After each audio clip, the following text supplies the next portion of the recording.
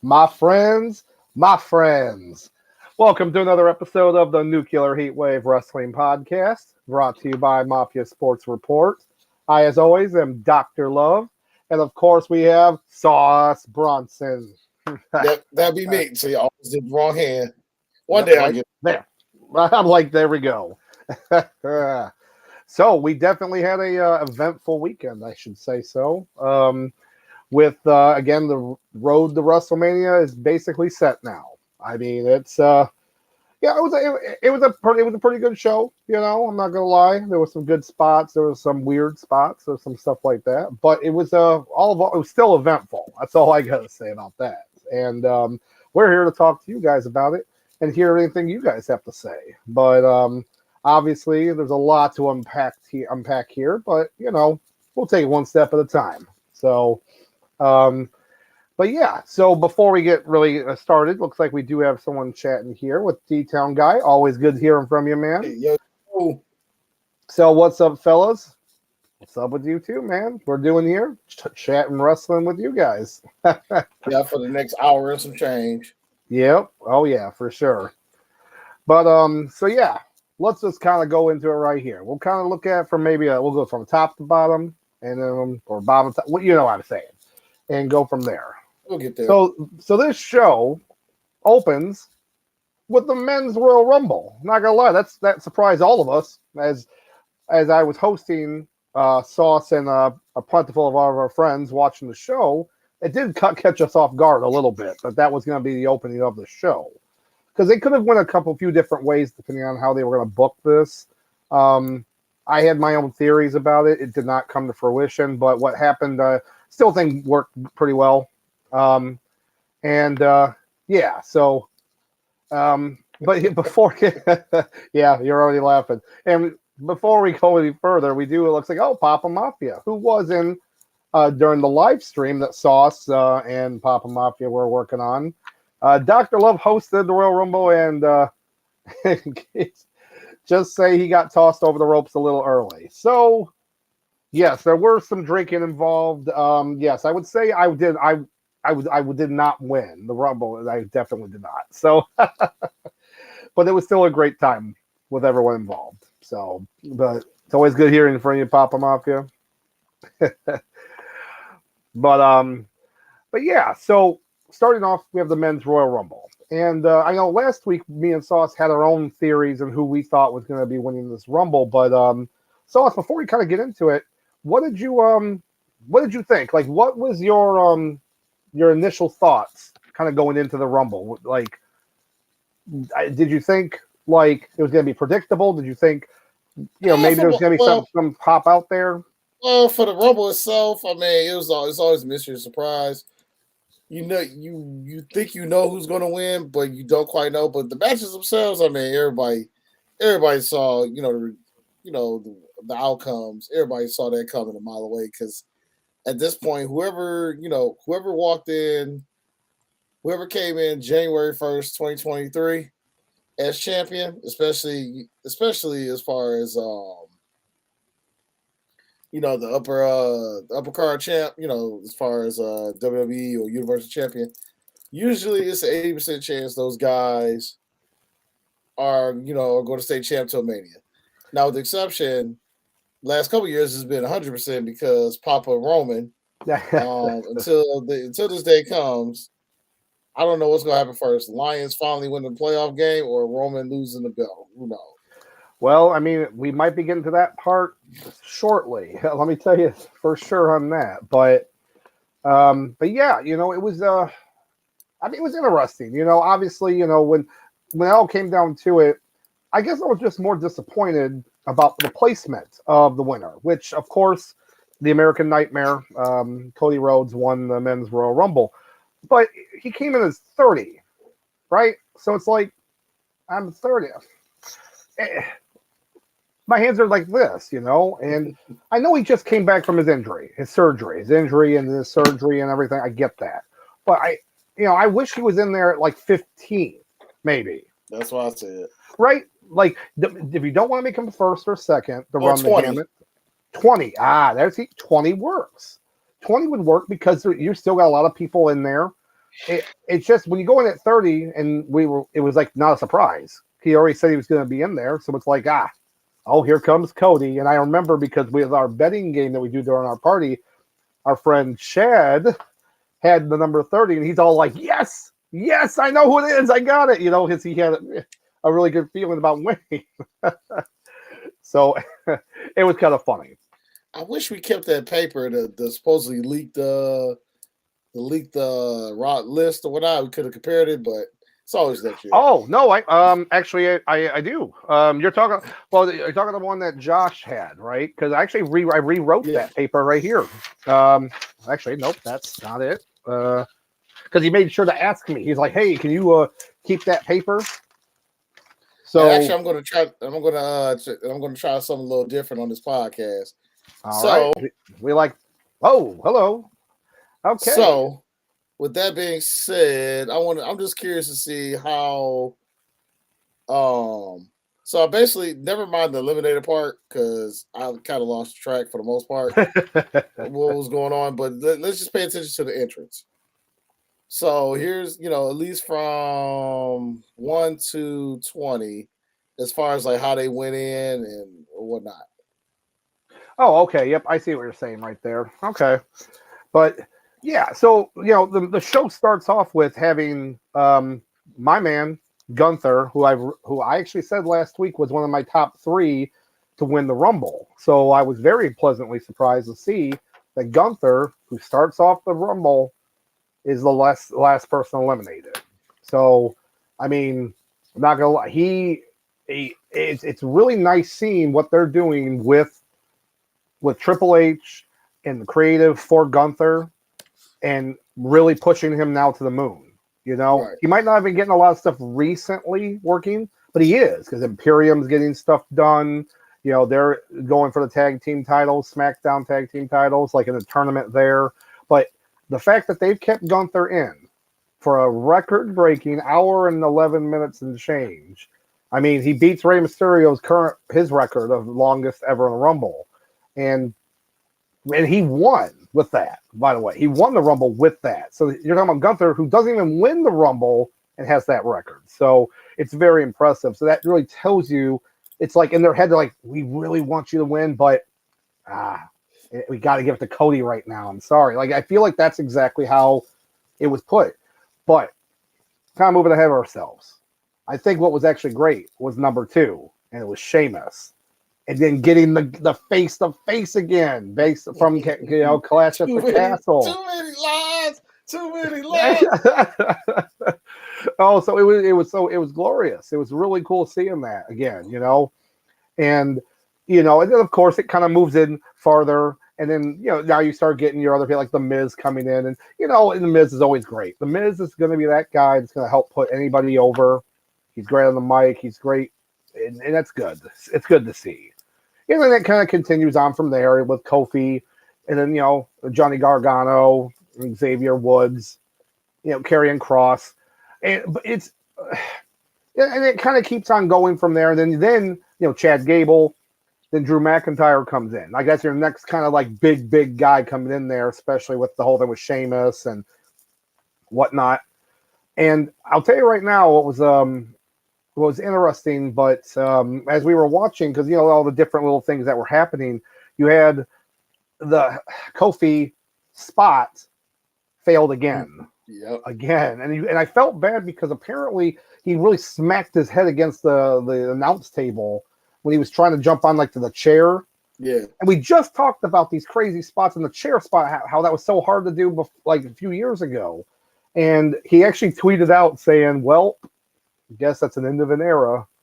And he was referring to like the spots. Those crazy spots. And you know what? Let someone else do it. Let someone like Ricochet try it or something. Because, Ricochet's only got his own stuff he's going on. And we'll talk about that in a little bit.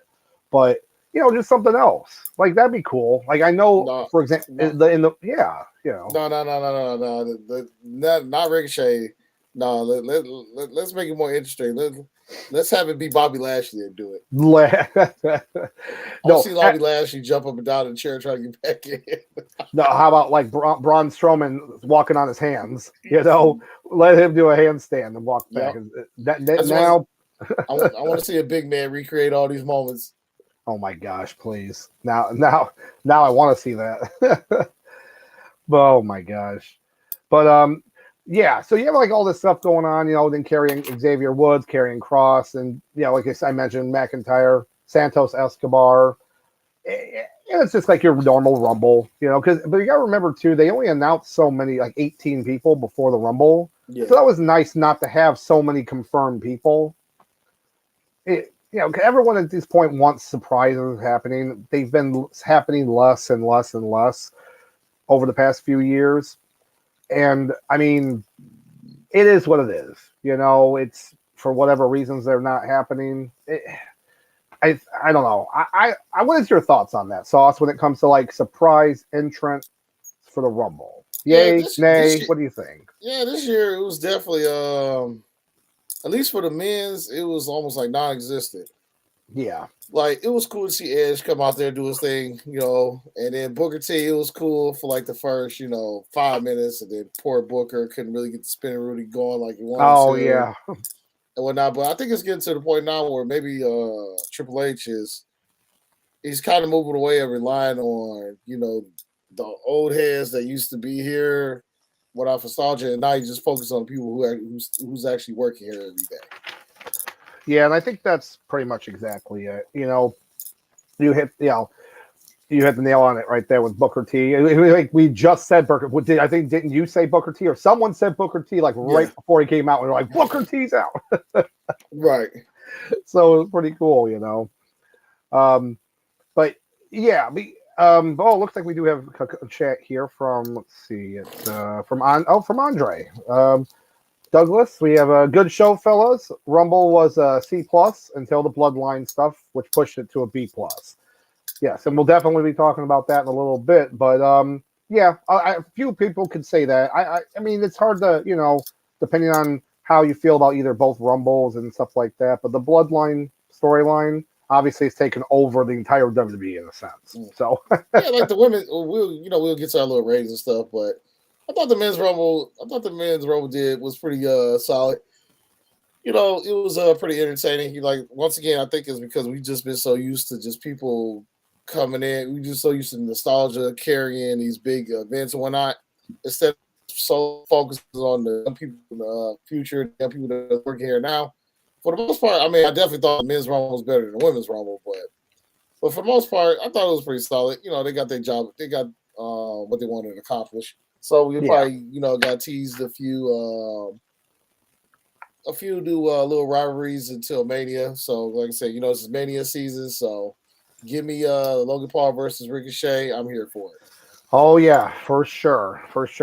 And but with the list going in, then you have Brock Lesnar, and of course, Brock Lesnar in a Rumble. We already kind of see like he's gonna start cleaning house. until he doesn't, right? Yep. So Brock Lesnar's in it for 3 minutes, which was a ridiculous. Like we all kind of were like, "What just happened?" God, say he got 3 minutes. 3 minutes. Like it was crazy, right? You know, absolutely crazy. But it's good because, like you just said, look at the furthered storyline with Lashley. You know, with Lesnar and Lashley doing their thing, but also the stare down with Gunther and Lashley. I mean, Gunther with Lesnar. I mean, that right there. Obviously, there's been some rumors talking about possible Gunther versus Lesnar match. I'm all for it. I'm all for it. Put the IC belt on the line. That's fine.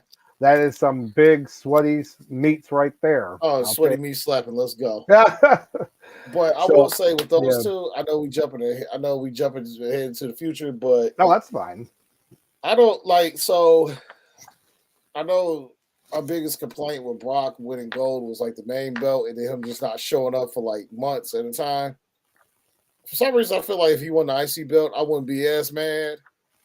As far as if he won the IC belt at Mania from Gunther, and then we don't see him for like a month or so, I don't think it would be as bad or not, because the mid card they're going to get over. The mid card talent is going to get themselves over regardless if there's a belt there or not. So yeah, and then the better the matches they put on, the more the crowd recognizes that mid carder, is a working he's a working superstar. So I mean, the belt also helps a little bit more, but at the same time, if Brock if he won at Mania and we didn't see him to WrestleMania Backlash, your favorite pay-per-view, oh God, I hope that's not a thing. Triple H, okay, Papa H, please don't can we just not call it WrestleMania Backlash? Anything else? It's so stupid. It's just such a stupid name. Okay, all right. Whew. Listen, please. But with that being said, I wouldn't be as upset if he took the mid card belt and was gone for a few weeks at a time. Then pop in and out. I wouldn't be as mad as that as him taking the main belt that you're supposed to like care about to see every week. So yeah, oh yeah.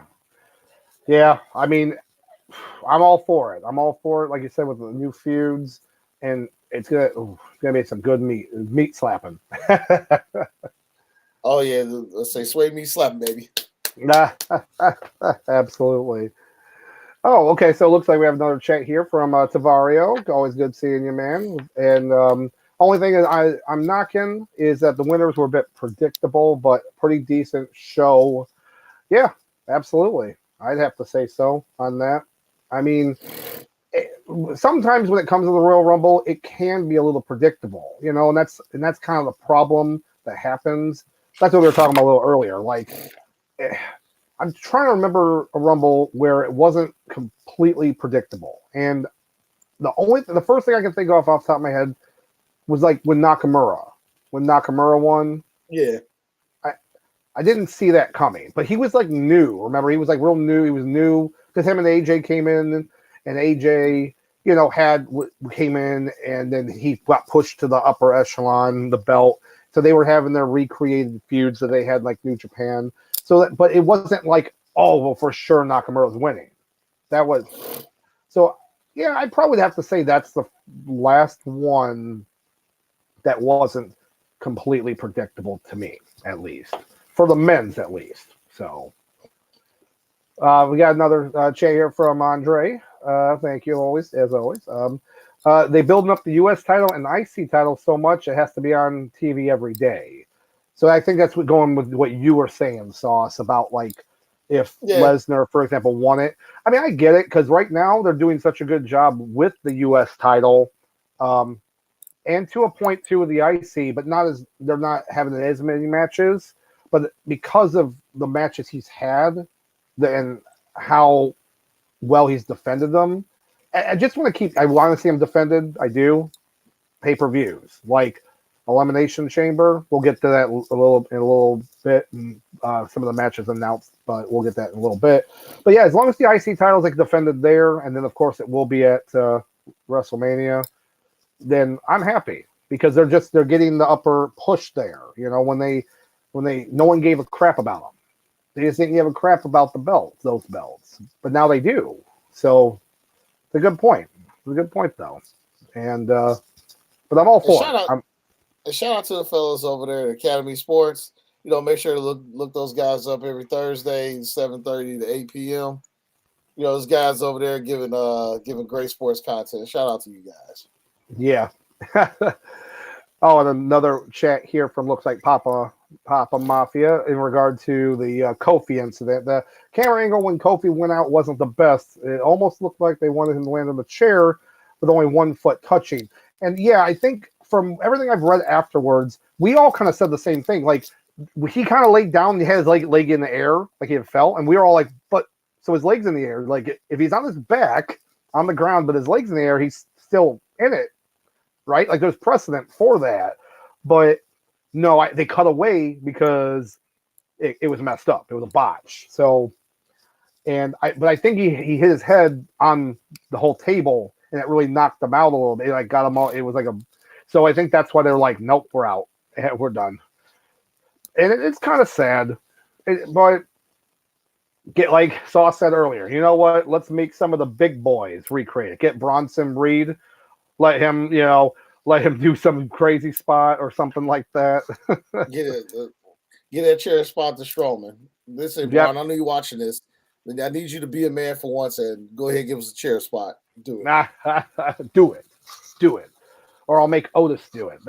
We'll see him. Hey, that would be entertaining. Actually, while you're playing Otis, I would love. He'd be the perfect guy to do these like crazy, ridiculous spots. Let's go. Oh yeah, especially if they're still with Chad Gable, because they're like over. Like it's kind of funny how they weren't over. Now they're over. Like people like them. They don't want to like them, but they like them. So that's perfect. So, yep. Oh man, but moving through with the men's rumble, you have like the rest of the people coming in there. I'm trying to remember where we kind of left off at. I mean, doesn't. Oh yeah, like with Lesnar and Seth Rollins coming in, Otis, they just mentioned. And then the weird part was the Rey Mysterio thing, right?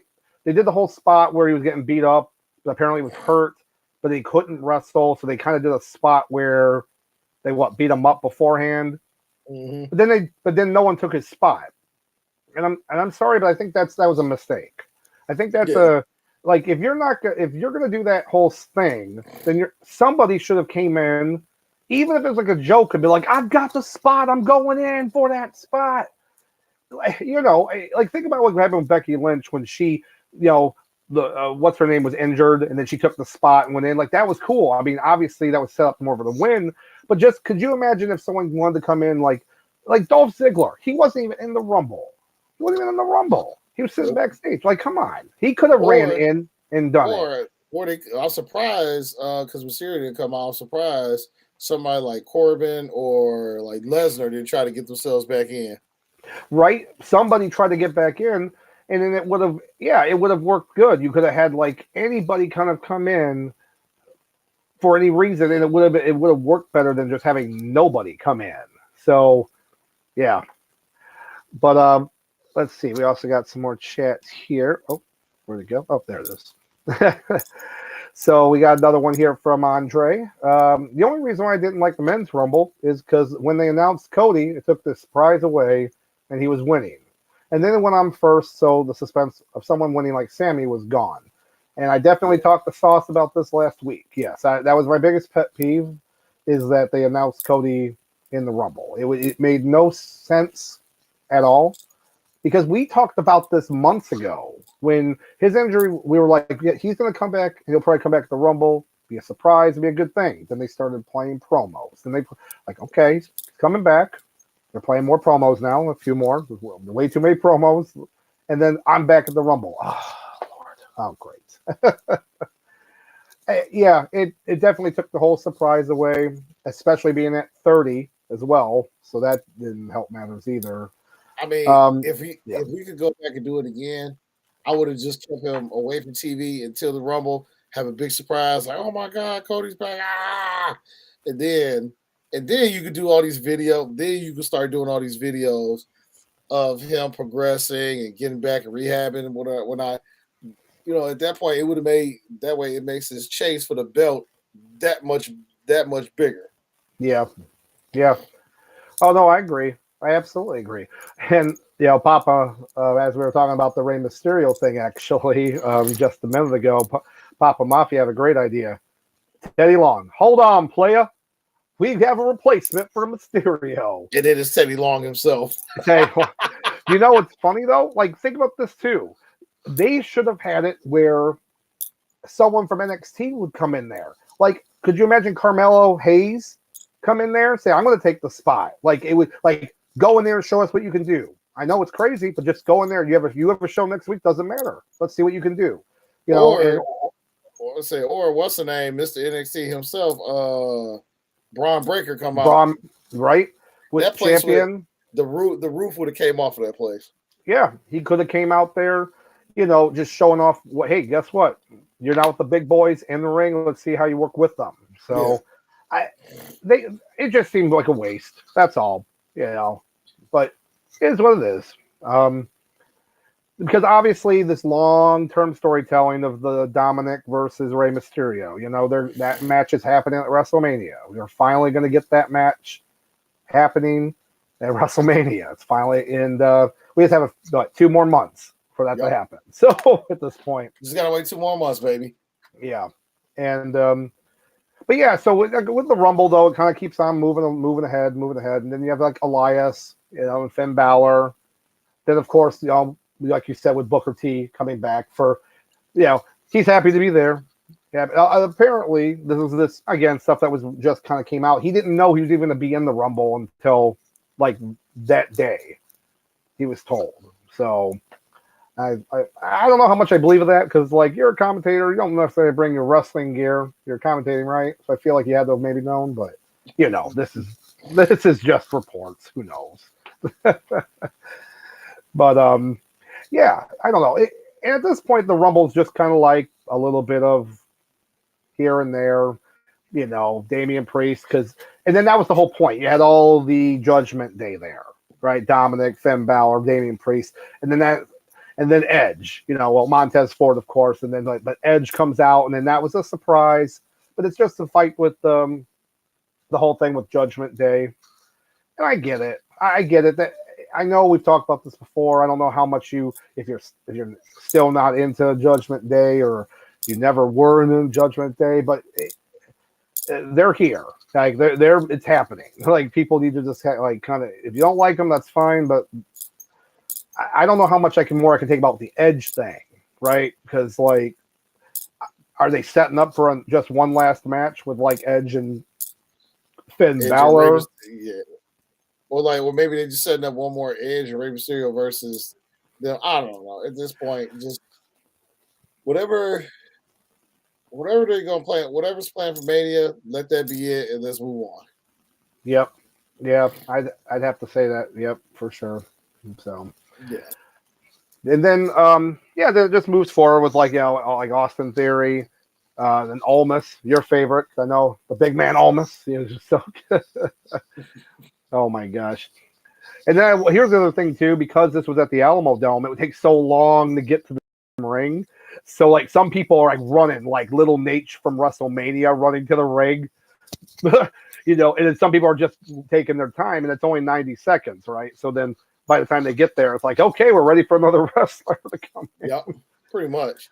So that just kind of made me laugh.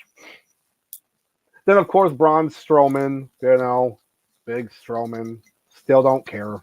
Honestly, just don't care. I'll tell you, all he got to do is put the camouflage pants back on. Yeah, and I can't stand like the skinny jeans, right? Why are you wearing the stupid skinny jeans? It's so weird. Just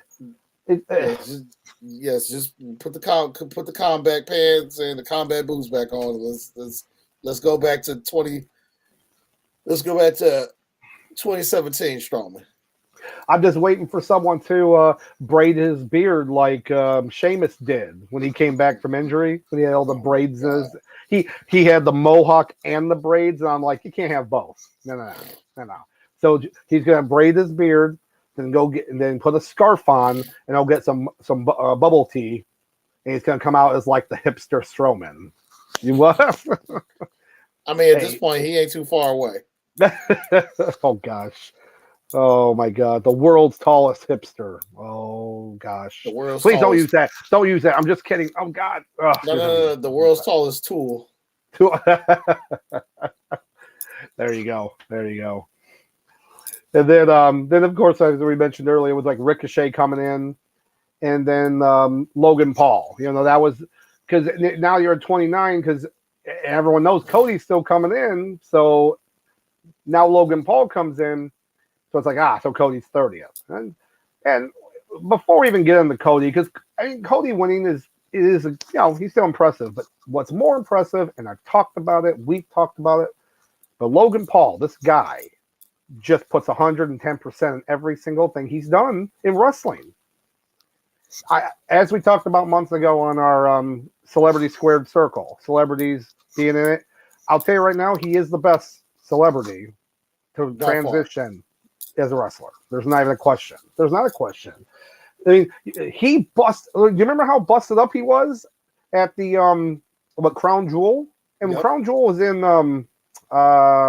first week of November, right? Mm-hmm. I believe. So I mean, the fact that he's already back, wrestled, and did one of the most like remarkable spots I've ever seen. Him and Ricochet. It was crazy because I remember we were both watching like, oh God, what's happening? Because we thought maybe the buckshot lariat, but then they both jump up and they timed it perfect to kind of do that whole splash. Oh my gosh. So yeah, it was pretty impressive to see that. And just if he wants to stay here more and have some other feuds, let him. You know, he actually wants to be here. He wants to be wrestling. And I know people groan. I mean, trust me, we've talked about it. He's the social media superstar. Use it. Are you kidding me? That's the whole point now in social media. They were talking about that after Royal Rumble. They said that apparently the Bloodline clips and stuff that was all posted was shared over like 20-some million times in like 24 hours on social media like outlets. I mean, that's publicity. You know, and then, of course, anything you hear of Logan Paul, all of his followers and then their followers, and it trickles down from there. So, yeah, it's something else. That's all I got to say. Yeah. It's something else. And AEW can definitely learn a thing or two. Like, granted, AEW, they do sometimes have like celebrities and stuff on their shows, but like somehow WWE they just know how to do it better. When they want to like spread their brand out, because granted, like for example, Rick Ross, he was on AEW. He was on AEW about 3 weeks ago, and none of my buddies who really watch, they wrestling fans, they watch here and now and then, but even through social media, nothing was talked about it. Like you didn't hear nothing about it. Barely anything.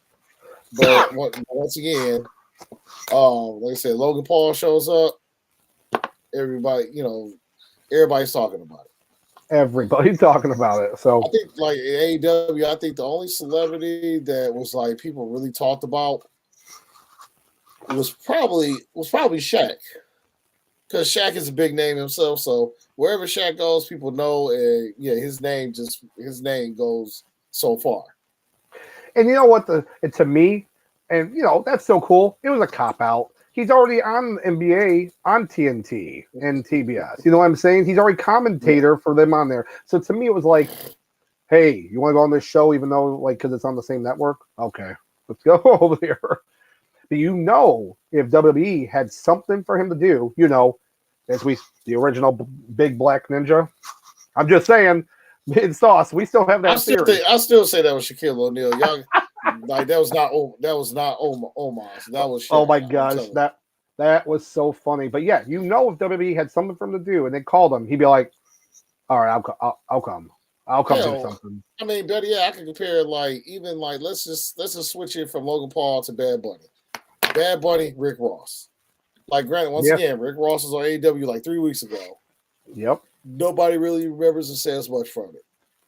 But Bad Bunny shows up. Granted, Bad Bunny, he was on there, for quite a bit, but people, let's say, but at least his fans are. I'm sure his fans are very aware of what he was doing with wrestling and what was going on or whatnot. It's just once again, WWE just knows how to promote their brand so good, even through celebrities. Well, think about this too, like you just said, actually a good point.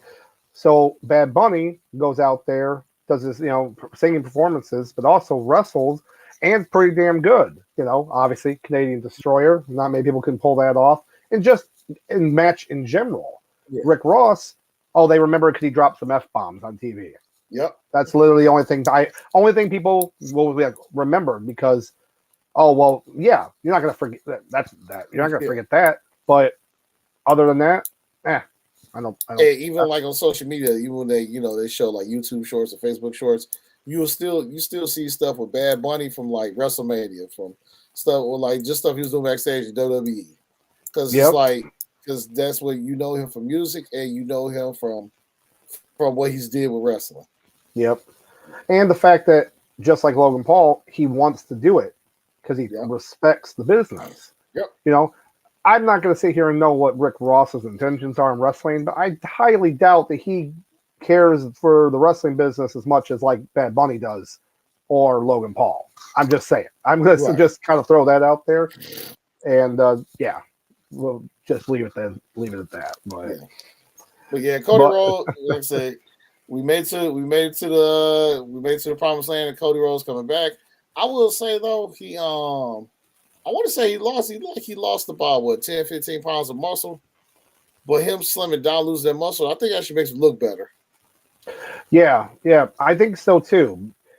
Especially because you can't you have to months. It takes months off to be able to even train, and he always had that kind of more slimmer physique.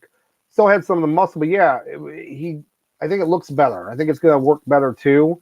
Think of like how Seth Rollins has kind of like that slimmer physique, so toned, and I think it's going to work out good. Speaking of Seth Rollins, Logan Paul eliminates Seth Rollins in the Rumble, so I was like, oh, that's cool. But then, Cody Rhodes eliminates Logan Paul, but I just thought like Seth Rollins again, as we talk about, is unselfish and lets Logan Paul eliminate him. Someone that's been in the Rumble for at that point for a little while. And it's crazy. And then of course Gunther still in the Rumble, and fighting back and forth, doing their stuff, and then of course Cody pick up the win. But all I could think about was one in our betting game we did. My wife had number 1 and she had Gunther. So I'm just like, oh my God, you got Gunther. But of course I was like, oh no, he's not gonna win. But I'm like still cheering. And then last week I had picked him in my top like 3 that might have won. I was like, oh, all right. All my squares was trash. I call collusion. Collusion. Oh, collusion. What do you think about me? I didn't get much either. Are you kidding me?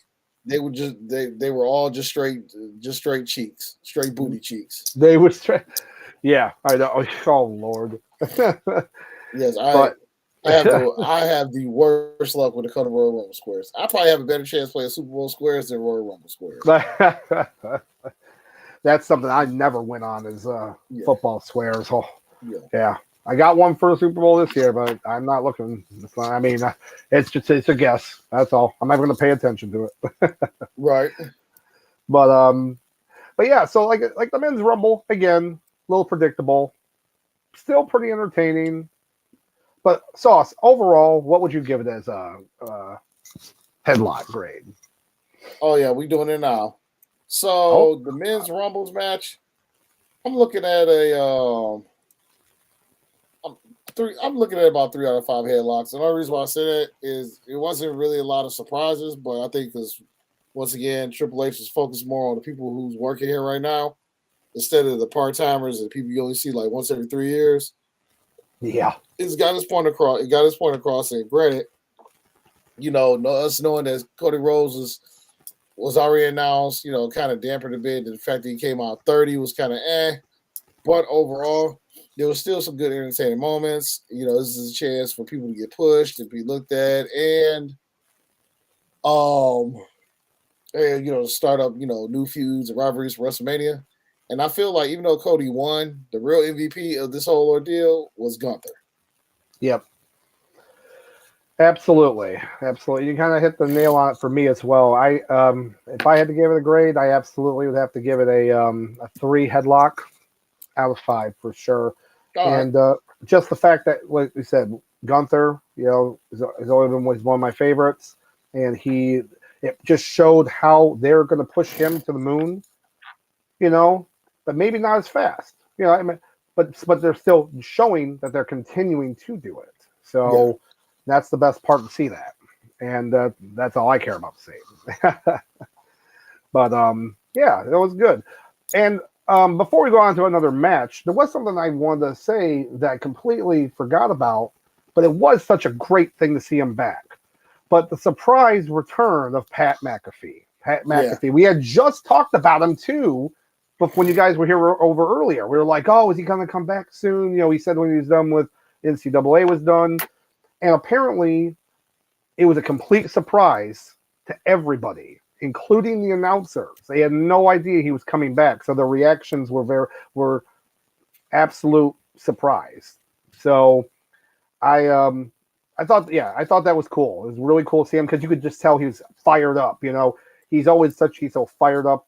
He's fired up with everything. His podcast, if you've ever listened to his podcast and stuff, he's very is. But his commentating is great. Yeah, there you go. There you go. McAfee returning. He gives that minute. Boom, boom, boom. Just throwing bows. Keep throwing bows. Oh, that's funny. So I just have to make sure to bring that up because it definitely is worth mentioning. Now I do see how you have your list here, Sauce. I was just going to go with like how the matches went in the show. That's fine. Okay? That's okay. Fine. You go in the order that you prefer. I'm just all I'm doing is I just wrote them down what was off the top of my head. So. You got it, Sauce. We got it. So the next match is the. Hold on. I wish I already drank them all, but the Mountain Dew Pitch Black match. Not a sponsor, but I'm not gonna lie. When you picked your drink up, I thought you were gonna have the cup. Oh god. So yes, this was the Pitch Black match with Bray Wyatt finally versus LA Knight, and let me put it this way. I'm a huge fan of LA Knight. His original way back was Eli Drake and Impact Wrestling and anywhere else and stuff. He's extremely charismatic. He's great on the mic. Fans love him now. They are working on it really, and they're into him. This whole thing with Bray Wyatt, it's too long. It's taking too long. I like long-term storytelling, but you still have to have matches. You have to have things to happen, right? So this was the first match officially for Bray Wyatt since he came back at Extreme Rules on October 7th. So let's put that in perspective. That was October 7th. I don't remember because that was another great day with Sauce on my bachelor party night. So 3 months and some change. Correct. Yep. And it's his first official match back. So I'm sorry. I feel like this match could have happened at Survivor Series. And it easily could have happened at Survivor Series. And it didn't, And I'm not going to say the promos up before it weren't good. They were, We saw a great promo in person at SmackDown in Detroit. But again, it was just kind of like another promo that's pushing forward. So anyways, match goes in. We finally figure out what a Pitch Black match is. And I'll tell you right now, Naomi would be pissed off if she watched this match. That's all I got to say. Well, or Jeff Hardy. Well, if you ask her, she would say this match was not so amazing. Not amazing. Or Jeff Hardy, not gonna with his face paint on. I mean, all I can think, it was cool. So the idea was it was all the multicolored under a black light. Like the ropes were had the tape on it, so it would be bright yellow. Even LA Knight wore yellow trunk. It was cool. I'm not gonna lie. It's like if anybody's ever done that cosmic bowling, that's it was that's in a sense what it was. I didn't hate that. I Right. thought it was kind of a cool, like Bray Wyatt had paint on it, so he kind of looked like the bones were drawn on him, and his face. It looked like all of it looked kind of cool, but it was just like such a lackluster match. It was just like basically it was a no disqualification, right? That's all it was. Like you could use weapons, you could fight outside the ring, and it was under a black light. Pretty much. But the match itself was short, and it was one-sided, and just, Sister Abigail, done. It's what happened afterwards, of course, because all the rumors were talking about with Uncle Howdy. Was there other characters going to show up? Just like when he first came in, there was real people, these characters, these personifications of him. So it just ends with the Uncle Howdy character jumping off of a scaffolding type thing, like a small scaffolding, and really kind of botching the move. He really blew past them. Like if you watched it, he like barely. Oh yeah, he was definitely He was definitely like the 3 or 4 feet way off. Yeah, and then it blows up, right? Like flames or whatever. And it's like, and okay, that's it. So, I mean, I was disappointed. I mean, I honestly thought it could have went either way. I had a theory that Bray Wyatt was going to come out, but then his other personas were going to be fighting against him, like, and that would have been perfect under the black light because it would kind of hide the other people, and I get that's kind of the idea of what they were going for, but I thought that would have worked better, but Bray Wyatt wasn't going to lose his first match back, maybe that idea can happen in a little bit or something, but overall, it just a lot of flash, and I don't expect seeing this match again, maybe next year. I don't know. But again, all I could think about was Naomi. I was going, this is not right. I glow. I did a whole glow thing, and now I can't do this, Oh, the kendo stick was pretty cool. Kind of looked like a lightsaber. Right. Like with LA Knight's just beating him with it, and he's just running away. I'm like, oh, okay, that's kind of cool, but right. Yeah, not much else to talk about on it. Match itself, I have to only give it like just a 1.5. Just yeah, one. But I mean, you don't have to write this down, but if I just like the whole presentation of the match and how he looked and stuff, it would bump it up another headlock. But just like the match itself, and waiting that long for have his first match back, then I still stick with that. But yeah, my thoughts gonna be pretty quick about it. I mean, it's really short. I mean, but we had to wait this long for the payoff, and they really could have had this match in Survivor Series. And the reason why I say that is because they had Survivor Series. They could have got rid of Styles versus Balor and moved that somewhere else. They could have put that match on. Had that, literally would have got the same results, same outcome, and then we could have moved on. That literally could have been a Survivor Series match. And then at that point, then y'all could keep doing the vignettes and going back and forth with the banter. Then maybe set up another match where LA Knight wins because Uncle Howdy beats up Bray. Then you have the rubber match at the Rumble.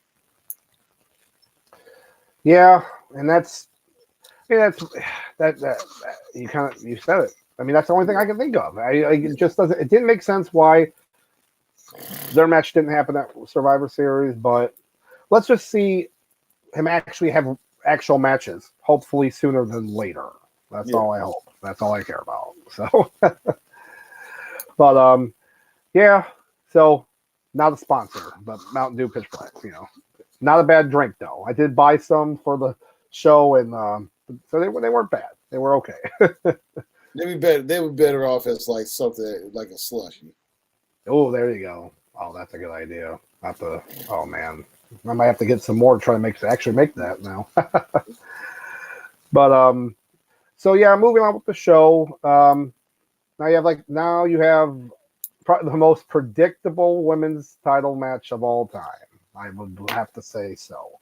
Yep. Alexa Bliss versus the reigning champion Bianca Belair. First and foremost, I will say I'm happy to see Alexa Bliss doing something now with her character, regardless of if she's going to eventually join with Wyatt, whatever, 6 or like whatever. I'm just happy she's doing something better than her previous stuff that whatever she was doing before. Her like face turn where I don't know. You know me. I don't like smiley faces. You know, I don't like happy faces. You don't like people who's happy to be there? No, you know what I mean. I like Raquel Rodriguez. I'm happy, but I can just kill. I can kill most of you guys, you know. But so I'm happy about that. But just going into this match, like there was no way unless there was some kind of interference. Like if Bianca, in my opinion, should have lost by disqualification. Like because they were already kind of setting that up in a few other encounters, like with something maybe happening with Wyatt and showing up or Uncle Howdy or whatever.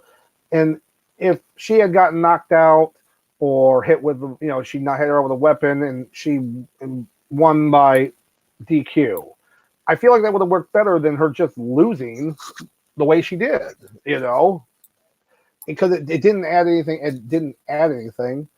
But because Alexa Bliss doesn't need the belt. I'll be clear about this. I wasn't mad that she didn't win the belt. I'm just mad that they didn't kind of further her way of the storyline for her to make her more of like this, like aggressive personality for it. So, yeah, unfortunately, the match was just very uneventful to me.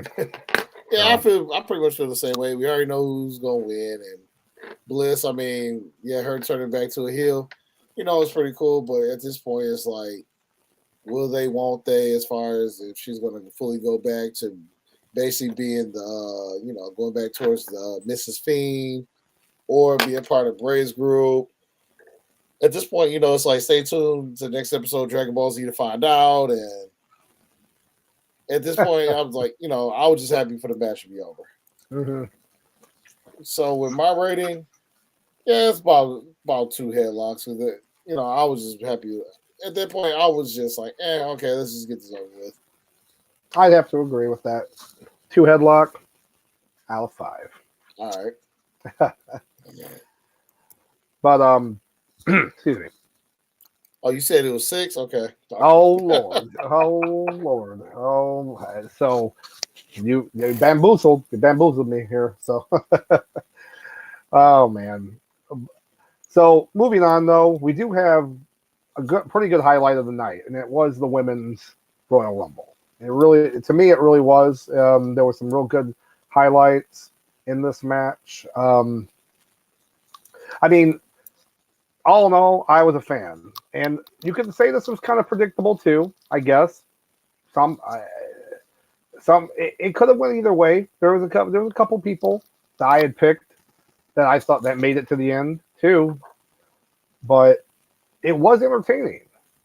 You know, so you have Rhea Ripley going out as number 1, and you have Mami ready to go after already taking a spear from the returning Beth Phoenix. So that was kind of like, now she's like. Here's my thing. I honestly think that spot should have happened during the Rumble. Like, she's already coming in number 1. Meaning she's got the disadvantage already. If Beth Phoenix wanted to come out, she should have came out just during the match, not in the match. Not like she's not actually in the match, but like gets in the ring and then just like spears her and then gets out of the ring. Like at some point, halfway point of the match or something. That could have put her out for a little bit. But I don't know. I just feel like they added more like, now I'm hurting. Now I'm also coming in at number 1. Like Rhea Ripley's already a beast. You know, I feel like if you're doing that kind of thing to someone to push them up, you're going to do that to someone like a Liv Morgan or someone else, which I know Liv Morgan does come in at number 2, but that's something I feel like you would do that type of character as opposed to Rhea Ripley, who can take care of herself because she's a beast.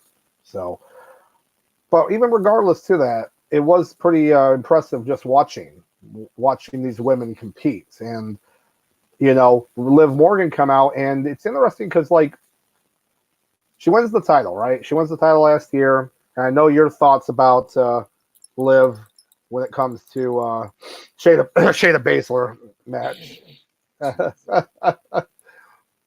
I know you don't dislike her completely. I know we really just hated that match booking. That was really poor. I think with Liv Morgan, I think with Liv Morgan, I like her better. I like her better when she's not a champion. Yeah, I just feel like some people, they're better with the belt. Sometimes they don't need the belt. I feel like she's kind of like that. She's kind of like that star where she's definitely over with the fans, and I feel like her having championship kind of hurts her. Yeah, and maybe it was just because of the crappy booking that she had, as far as her first run. But right now, she's over with the crowd. She's one of the, I want to say, one of your top, women baby faces. So at that point, yeah, like if you're gonna give her some gold, wait until you basically want to book her next run properly. But until then, she's over with the crowd. Just let her do her thing. Yeah. And it was kind of cool seeing her as number 2 and letting her, work with all the other talent, and it showed. It showed that they're still willing, they're still pushing her, even though she's out of the title picture in a sense. But what I thought was interesting here is like you have Rhea Ripley, Liv Morgan, then Dana Brooke, who Dana Brooke has now been in every single Women's Royal Rumble. And so I thought that was, and I know Dana Brooke, she's went through a lot of different character kind of changes, iterations here and there. Through all of them. Pretty much, she's been there. Gosh, remember when she was with Charlotte Flair? She was kind of like her, like not a muscle lackey. Yeah, she like her lackey. Yep. Yeah, so just, oh my gosh. Yep. But then you have you have Rhea Ripley, Liv Morgan, Dana Brooke, Emma. Who it's like, oh, she's still there. Awesome, she's still there. And then Shayna Baszler, then Bayley. And at this point, no one's eliminated. There's a lot of near falls, it's looking good. And then you have, again, Sauce is one of his favorite tag teams, groups, Hit Row. Their girl, B-Fab, coming out. Yeah, B-Fab came out, and then as she got eliminated, I was like, all right, now you can be lost. Yeah. Oh my gosh! It's so watching this too. I noticed a couple things. I always like to notice these little things here. One, Rhea Ripley. I like how over the past, especially the past year and a half or so. This was a year, I should say. Mm-hmm. She's changed her outfits a little bit. No pants now, the shorts, but whatever she was wearing, the tank top, it was bothering her the whole match. Because the straps kept coming down every time she would do a move. Straps would come down on it, and she'd have to keep adjusting it every time. And it was weird because normally she'll wear something that's like connected, so it's not going to do that. So I thought it was it's similar to how Ronda Rousey is always tugging on her. Wait, we had like a drinking game, right? How many times she's going to tug on her outfit? Yeah, so. And then look at B-Fab. You can't wrestle with the hair, all that hair in your face. Are you kidding me? Like, I know that's your thing, and you're only going to be in there like 5 seconds anyways. But if you're actually going to try to be like wrestle in general, it's not really realistic to do that. So, but she was going to be the first one gone, so I don't think they really cared at that point. Yep. But yeah. So moving forward, you have Roxanne Perez, current NXT Women's Champion, who came out to a nice pop because she's from Texas. So it was actually a nice little pop hearing from that, which again, coming from the main crowd as opposed to the NXT crowd, that it was nice to hear that, because still working on her as a champion down there, it's that face champion, but we'll see what happens, We'll see what if it keep moving forward with her. Then of course you have Damage Control coming out, which is like that's always the trope, right? If there's a group, a heel group, you're gonna have two of them coming in right after each other to help out the leader of the group. That happens so many times in the Royal Rumble. And the Dakota Kai, Io Sky, helping Bailey out and doing their own little thing. And then, of course, Natalya come in. People forget that she's still there. You know, she's been there so long. It's actually crazy. Yeah, and then, it's just, so it's kind of like, okay, good seeing you. Excuse me. Then, of course, you have, Candice LeRae, which she's just there. I think we mentioned this before. She's going to be kind of like in that women's division, maybe in the women's tag team division, like where you have to have other teams to compete against for those championships. But she's just never going to get to that echelon. She's not anything special to me. Right. She's Johnny Gargano's wife that also wrestles. So, and but I'm happy she's there though. I am, because again, it's good to have more people in those divisions for that reason. But then Zoe Stark came out from NXT, which out of all the people they could have picked to come out, and there's still other people too. But I was like, okay, that's a good choice. Okay, we'll see how this goes. And Zoe Stark stayed in it for a while. She was in it till, I don't have the exact number, but I want to say she was in there at least till the top 10, maybe top 8 or something. She was definitely in there for a while before she got eliminated. And so it was nice seeing that. I was like, okay. So they have some high hopes for her staying in. Then they have, Xia Li come in there, who had a pretty sweet outfit. She had her pretty cool outfit on, actually, which I thought was pretty neat. Excuse me. Then, of course, Becky Lynch, which they're, obviously the whole thing with Bailey. There's just this feud that's still continuing now, which can work without the belts, which is that I don't hate that. Bailey, they gave numerous times to try to win the title from Bianca, and they're like, no, we don't want her. We don't want Bianca to lose. It's like, okay then. So now let's have a great feud with Becky Lynch, and I'm all about that. So let that happen, and then of course that's what happened. They all get eliminated. Then they're fighting on the outside, doing their own thing. There you go. That's its own thing. You're gone. Tegan Knox comes out again, with your NXT people and then the main roster. So it's like, all right, cool. I like her a little better than Candice LeRae. I don't know about how you feel, but I'm just kind of like, hey, they exist. Now, this is where I'm excited. This is where I marked out. This is absolutely, because the rumors were happening for weeks and weeks. And I even talked about this again last week, who I thought, I wanted Asuka to win this win. I knew it was a long shot. She comes out, first off, with a sick mask, and I believe it was really based off the Great Muta, and she is back to basically her Kana, her pre-Asuka gimmick. Very sadistic. And Corey Graves, by the way, again, I'll say this all the time. It's an amazing commentator. He's gold. This guy's gold. Anything this guy says, he can sell you. And he was selling Asuka to the moon. The return of the most sadistic, woman on the planet.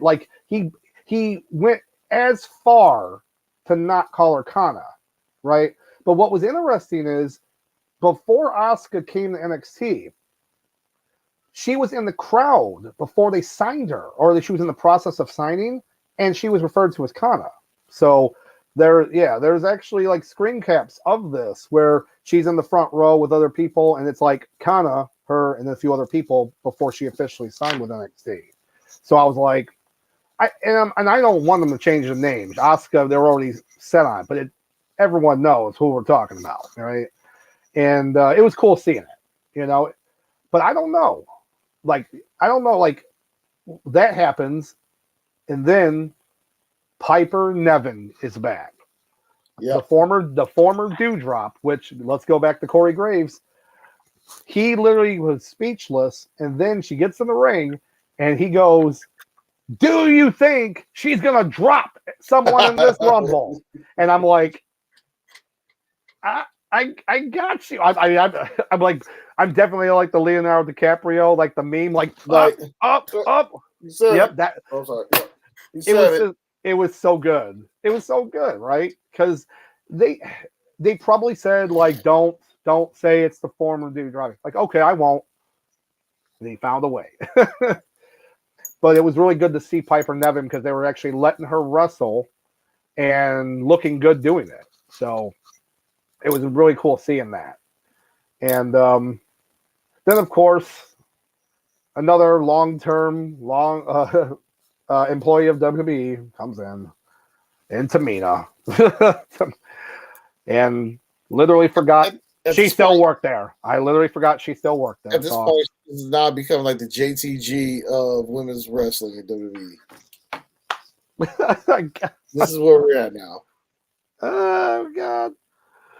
Oh my God. Okay. I'm about to cry. Oh my God. Yeah. I mean, I kind of forgot for a minute that she still was at the company. I'm like, okay, all right. Well, Tamina's here, and all right, that's cool, or whatever. We keep moving on, and another surprise for the night, which Chelsea Green coming out. We're like, oh, okay, all right, kind of. That's cool. Seeing her come in, it's like, okay, all right, let's see what she got. She's gonna do something good here. Boom! Immediately eliminated by Rhea Ripley. Yep. But based off of what's happened on Monday Night Raw yesterday, she is still going to be there doing stuff. They're selling her as a Karen. Yeah, the pompous, very arrogant, very entitled character, upset. So it'll work. I know a lot of people hated this spot. A lot of people didn't like it because it's like, you're just selling it or whatever. And it's like, no. What was the best part, though, is on Twitter, because guess who, is the, I don't know, champion of the internet, which again, Corey Graves did say too. He brought up about how the internet's just talking about this, has talked about Chelsea Green. And all I could think about was the former internet champion, Zack Ryder. That's all. But apparently they brought up about how Chelsea Green, for the quickest elimination in women's history, and Matt Cardona says, my hot wife setting records on his Twitter. So you know what I'm saying? So come on. It worked. It's still cool though. But moving forward, this right here, this was pretty cool. This was cool, but I didn't get it at first, but I'm really glad they explained everything then. You have Zelina Vega come out looking like Yuri, right? Is that the character's name? Jury. Jury, thank you. Yep. From Street Fighter, the upcoming Street Fighter 6 game. Because, like, I'm looking at her going, all right, and then I can see, like, the logo back there. Like, what the heck was going on here? Is it like the Beyblades thing all over again with Austin Theory? But then, of course, they started explaining that Zelina Vega is going to be a commentator in the upcoming Street Fighter 6 game. So she was just doing some cross promotion, which, not gonna lie, she looked pretty good, and she was in full character too. She was in full. And what I mean by full character is that she was in the Rumble as a little thing. She is so small and petite. And then, of course, they had the little spot. I'm not gonna lie. Any other time, I probably would have grown so annoyed. But I kind of marked out for it. Her and Xia Li had their little Street Fighter moment on the apron. And I'm like, you know what? Whatever. It works. I'll take it. Yeah, I found out, too, that actually, so in Street Fighter 6, they have, like, voice commentators that commentate while you play the match. They already, like, they're pre-audio, whatnot. Basically, like commentators for, like, football, basketball, hockey. Yeah. So apparently, Zelina Vega, she's going to be a commentator in the game as well. So I wonder if she is a gamer, though. I wonder if she actually like does that, like anything. I wouldn't be surprised. Yeah, I'm just curious about that. But regardless, that is still pretty cool, And I just at first though caught me off guard because I'm like, well, people wear costumes, but that's very specific. But, yeah, so seeing that was cool. Seeing that come in. Then and then of course Raquel Rodriguez comes in, and she comes in there and she came in with a purpose. She's going head to head with all the big ends. So she's going there with Tamina, and Piper Nevin. She's in there. She's not the happy. Good. She's not being all smiley. She's there to work. And then it moves on with Minchin, Mia Yim, and fans are just still. I like Mia Yim, the former Jade, and Minchin, whatever, but it's just they're not really into her. They're still having a hard time getting behind her. Same thing I think with Xia Li as well. They're just having a hard time. I don't know. What are your thoughts, Sauce, about that? At this point, I really don't even care anymore. Like they brought the wrong woman to the OC. It wasn't going to work, and it should have been Lacey Evans. Hey, I did because you said Lacey Evans, and I got it right because I said yeah. No, I know what you mean. At this point, like she showed up last night on Raw or whatnot, as like they would kind of adopt this AEW style where basically somebody comes out to the ring and either a group or somebody else comes out with them. At this point, yeah, she's just there to fill a spot. Yeah, that's definitely true, man. Oh, man. But speaking of Lacey Evans, we do have, which is really weird that they came out right one after another, but Lacey Evans comes back, and she's doing her kind of Sergeant Slaughter, but like a heel Sergeant Slaughter, and I'm not talking about a Saudi sympathizer Slaughter or anything like that, like back in the 90s. But that'd be great if she did that now. She'd be my new Muhammad Hassan. Oh my gosh. Here's my thing though. She's saying I'm using Cobra Clutch, I'm gonna beat you guys, and then she does. She like chokes out I think it's Zelina Vega. I think that's and then she like just like threw her out. I'm like, that was really not hard to do because she literally is like, 5 foot nothing. But then like after every move she would do, like I'm gonna salute. Hey, I appreciate the military. I get all that. But like you're a heel. Like it doesn't make sense. It's very odd to me. Like, are they supposed to cheer for you or supposed to not cheer for you because you're being a heel? So yeah, I still like I miss the Southern Belle. That's what worked. Southern Belle, Lacey Evans worked, right? She just got pregnant. All right. That's not her fault. She wanted to have a baby. Whatever. Let her come back as a Southern Belle. Oh, so frustrating. Sauce is frustrating. This is her third rebranding now. All right. Yeah. It's oh my god. What they say, don't fix it unless don't fix it unless it's broken. Yeah. Well, at this point she might be beyond broken. But I'll give her a chance up until WrestleMania. We'll see how her new character goes. Yep. There you go. Oh man. But so then moving forward, you have they announced Michelle McCool, who this was kind of a cool spot though. She's in the front row with her kids, and she's kind of like, I don't know what's going on. Unzip the hoodie and still her like Uggs and her track pants, and then she gets in the ring and she actually stays in the Rumble for a little bit, because remember she married the Undertaker, so she's got like Undertaker rules. Like she became like that diva that like could do whatever she wanted. And speak about whatever she wanted, she did the Styles Clash, which yes, she did the Styles Clash before AJ Styles was in WWE, but he had done it, of course, before her. Oh yeah. But it was funny when she did the move. Corey Graves said, "What a phenomenal move that was," and I'm like, those puns. I'm just sitting there like, I get it. That's so fun. But so yeah, she was in there for a little bit. She was doing her. Corey Graves is national treasure, and he should be protected at all costs. He should be, right? And then Indy Hartwell, another from NXT, comes in, does her thing there. Then Sonya Deville comes in, and she stays in for a little bit, getting a couple eliminations here. Shotzi Blackheart comes out partially with her tank, her like awesome tank that she has. but unfortunately, they don't really have her stay long, of course, you know, and it's just like very sad. But Nikki Cross comes out running like again the like I don't even know. She looked crazy running that She came out there. whole.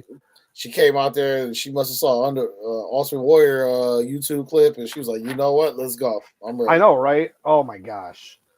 Then of course I'm leaving. You know, of course the best for last. Sauces the best for last because you know we have and of course the countdown didn't even happen because all that was botched. Like that was completely botched at that point. But I think then of course the irresistible force. I'm not like most girls. Something. Yeah. The return of Nia Jax to WWE. My boo has returned, ladies and Yep. gentlemen. And it's funny because in our game that we do, our drinking game, one of the big things they have is the big guy or big girl team up that always happens. I'd say that they had a big girl team up at one on her. You know, she gets in the ring and there was like how many people left? I mean, there was like 10 people left probably. I think at that point. And then and then she's like, I'm gonna knock you all out and all this stuff. But she wasn't in long because Rhea Ripley came in and slammed her down, man. Like it was pretty impressive for what it was, but then she gets eliminated. She was not in it that long. And not only a slam, a pump handle slam. It was a pump handle slam, so it was like, okay, I'm not gonna mess with you. I'm sorry, I'm not messing with you. Oh my god. But yeah, it was you know, then kind of the rest of the match goes along and you know, I'm happy seeing like Asuka. I'm sitting here like, she's there. She's there. And Liv Morgan, though, still there too. Right? So you in a sense you have Rhea Ripley, Liv Morgan, and Asuka, and they're doing their thing. And they keep doing all these spots on the apron, on the ropes. And all I could think about is, man, you one slip. If it gets too slippery and you slip off, there's nothing else. You're eliminated. They can't write that off, you know? They had to like come up with some storyline and rectify it.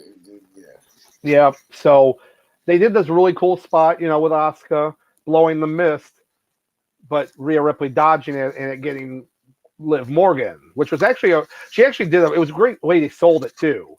Because they're on all the aprons, she can't see, and then you know Asuka gets knocked out at that point, but then Rhea's hanging on the ropes, and then it's like then she does like you know gets her with the legs, and then it flips her out and wins. So it's like man, so it's kind of from what I believe, those two are basically. They have the longest time now in the Women's Royal Rumble is Rhea Ripley and Liv Morgan because they count it in a sense as the same amount of time. So, and which is impressive. So I would say obviously, I would say Ripley is probably a second longer than Liv. Well, yeah, that's what I'm saying. Like it's a second, but but she is the second longest to Rhea Ripley at that point. Out of all the women's rumbles coming from in 19, Liv Morgan was the quickest eliminated from the women's Royal Rumble. At that time, she was the quickest to be eliminated, and now she goes to being basically the longest or second longest. So that's pretty cool.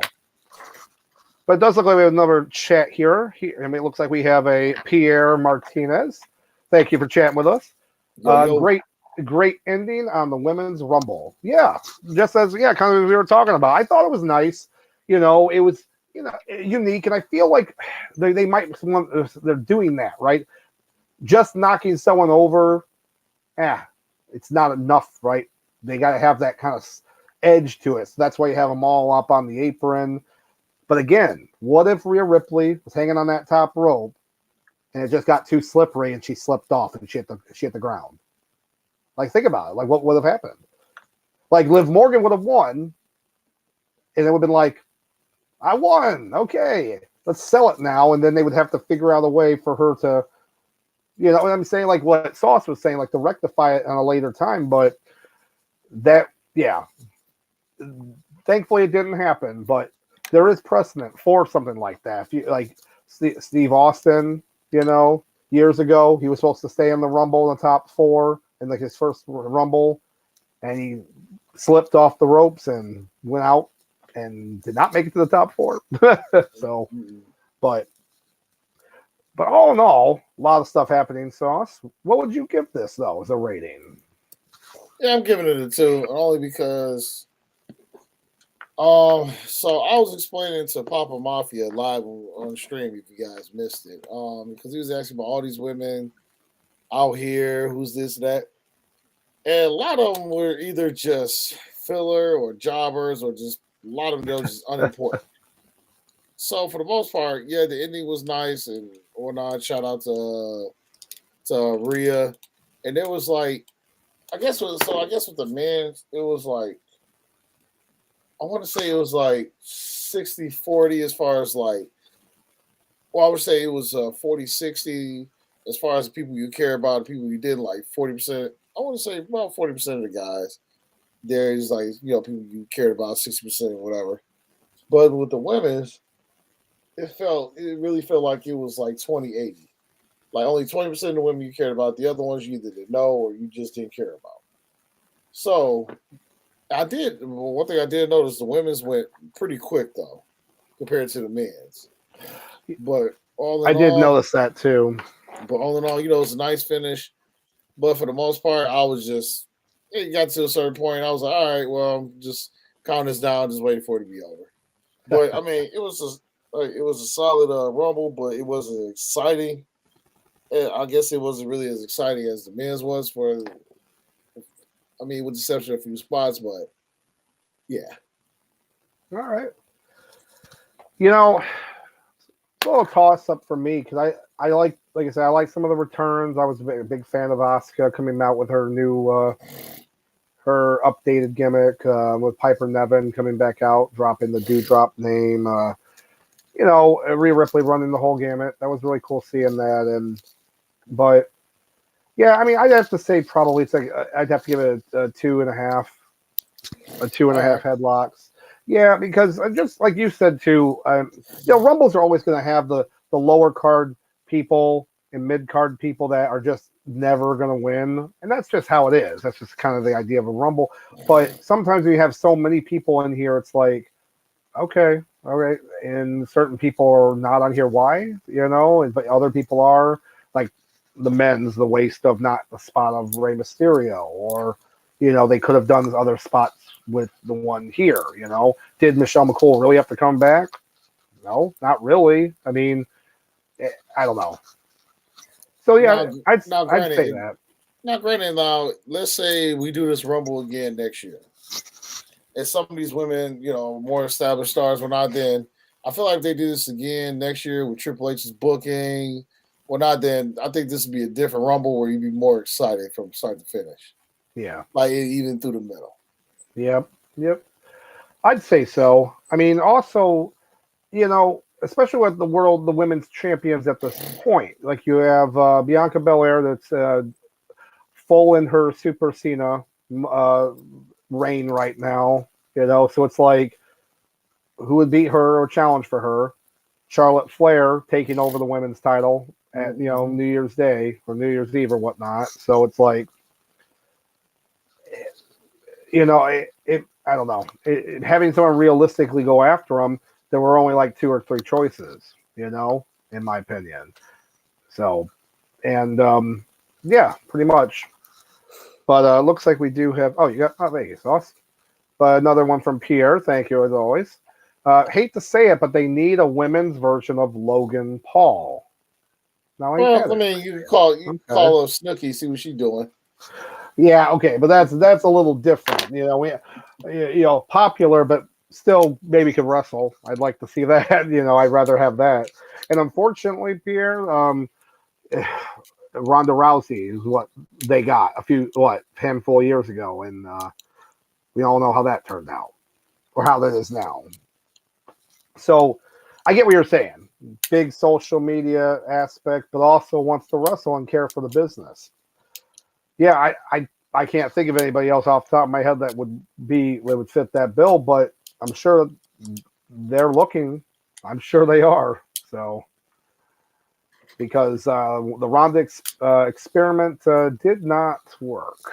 Did not work. For now, until they try to rebrand her for the 16th time and put another championship on her. We all have to suffer through it and whatnot. Yeah. Yep, there you go. Oh man. And as we move on with the show, we do have the main event for the undisputed WWE Universal Champion. It's so freaking long, such a long name. You have Roman Reigns versus Kevin Owens, and obviously this was the furtherance of this entire long-term storytelling of the Usos and Sami Zayn and such, and the whole bloodline. I had different theories of what was going to happen, and this obviously was one like that I thought of that could have happened. It's not what I really wanted, but it still worked out storytelling wise. When it comes down to the match, I mean, the match was pretty straightforward. The match, especially for this grudge match between these two guys, it's pretty straightforward. And that's not what people honestly will pull away from this. It's all about what happens with afterwards, obviously. I mean, it's just the absolute beatdown of Kevin Owens, until finally it's like, no, Sammy, I'm gonna stand. You're doing too much. You've already beat him up enough. It's like, okay. And then, of course, the final test that he had mentioned before about, and obviously it's like, you're going to hit him with the chair. And I thought Roman Reigns knew not to turn his back on people with chairs. Apparently, he has not learned his lesson, has he? Well, he hasn't. But it was kind of crazy to see it. Even though it was, like, people could say, predictable once he had a chair. It's still seeing it happen finally was pretty crazy. And then it was more so just the seeing the reactions with him and Jay and Jimmy and his face. And then of course, when Jimmy he gives him the super kick. I think, and then you see Solo get in there. Solo gets in there, rips Jimmy off like he's gonna hit him, and then just picks him up and spikes him, like because again, Solo's gonna do what Reigns wants. He's the dog. He's the R. Anderson of the group, pretty much. Yep, right. So, oh my gosh, it was crazy.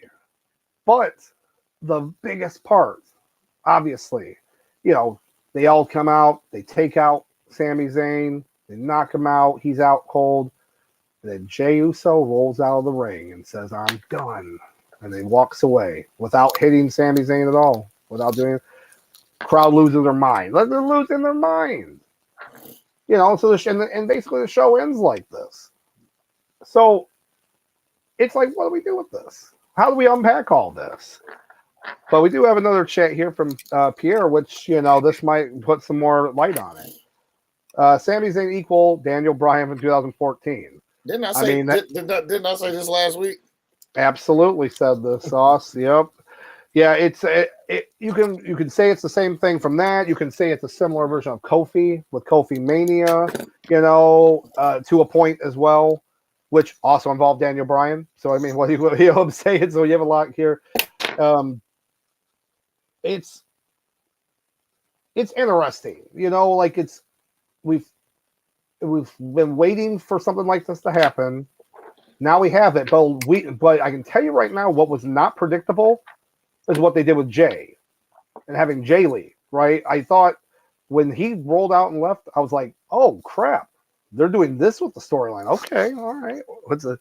What is he still gonna be mad at him, or is he gonna be still siding with him? Because another thing that the wrestling prophet Sauce Bronson here always talked about is main event Jay, baby.